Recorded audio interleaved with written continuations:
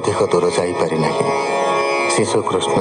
ତାର ଗଳାକୁ ଏମିତି ଭିଡ଼ି ଧରିଛନ୍ତି ଯେ ସେ ଶ୍ୱାସରୁଦ୍ଧ ହୋଇ ମରିଛି ଆଉ କୃଷ୍ଣକୁ ଘେନି ତଳେ ପଡ଼ିଛି। ଏକଦା ଯଶୋଦା ବର୍ଷକର ପୁଅକୁ ସ୍ତନ୍ୟପାନ କରାଉଥିଲେ।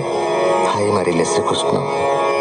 ଯଶୋଦା ବିସ୍ମିତ ହୋଇ ପୁତ୍ର ମୁଖରେ ଦେଖିଲେ ବିଶ୍ୱରୂପ। ମୁଖ ଗହ୍ୱର ଭିତରେ ନଦୀ, ପର୍ବତ, ଆକାଶ, ପୃଥିବୀ, ଚନ୍ଦ୍ର, ସୂର୍ଯ୍ୟ ସବୁ ଅବସ୍ଥିତ। ପୁତ୍ରର ଅନିଷ୍ଟ ଆଶଙ୍କାରେ ସେ ଭୟ ପାଇଛନ୍ତି। ଏବେ ଗାର୍ଗଙ୍କ ଦ୍ୱାରା ଶିଶୁପୁତ୍ରଙ୍କ ନାମକରଣ ଆୟୋଜନ ହେଉଛି। ଶୁକ ଉବାଚ ନୟନେ ଦେଖି ନିସ୍ତରିଲେ, ବେଦ ବଚନେ ସ୍ତୁତି କଲେ,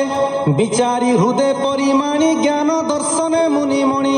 ସଭୟ କରି ହୃଦ ଗତେ, ଗୋବିନ୍ଦ ଭାବ ଅନୁମତେ, ଭୋ ବ୍ରହ୍ମ ପୁରୁଷ ଶରୀର ମର୍ତ୍ତ୍ୟ ହୋଇଲ ଅବତାର, ଅବନି ଭାରା ନାଶ ଅର୍ଥେ ଅଂଶେଣ ହୋଇଲ ସମ୍ଭୂତେ, ନାସିବ ଦୁଷ୍ଟ ମହାମଲ୍ଲେ ଯେତେ ଅଛନ୍ତି ଶୟଳେ, ଶୁଣ ହେ ବ୍ରଜ ମହିପତି ଯେତର ପୁତ୍ର ନାମ ଗତି, ରୋହିଣୀ ସୁତ ଏ ସୁନ୍ଦର ଗୁଣେ ରଞ୍ଜିବ ସୁର ନର, ଏହାର ନାମ ରାମ ହେଉ, ଦେଖ ଜାନୁ ବେନି ବାହୁ,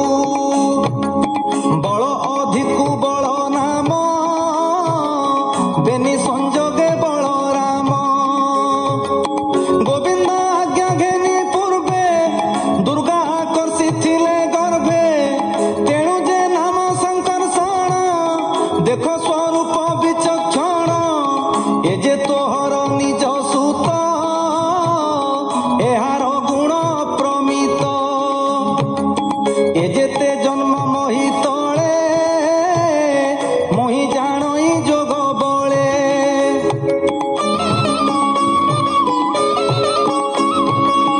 ଯୁଗ ଯୁଗକେ ଆନ ବର୍ଣ୍ଣ, ଆବର ଯେତେ ଗୁଣ କର୍ମ, ଏହାକୁ ନ ଜାଣନ୍ତି କେହି, ମୁଁ ଏହା ଅଳପ ଜାଣଇ, ନାମ ଏହାର ଅଛି ଯେତେ, କହିବି ଏକେ ଏକେ କେତେ, ଶ୍ଵେତ ସ୍ୱଣିତ ପିତ ଶ୍ୟାମ, ଯୁଗକୁ ଯୁଗ ନୂଆନ, ଏବେ ଏହାର କୃଷ୍ଣ ନାମ, ଦୁଷ୍ଟ କରିବ ବିନାଶନ, ପୂର୍ବେ ବସୁଦେବ ଘରେ, ଜନ୍ମିଲେ ଦେବକୀ ଉଦରେ,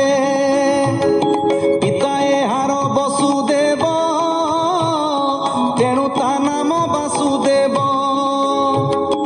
ଏହାର ନାମ ଆଶ୍ରୟ କରି,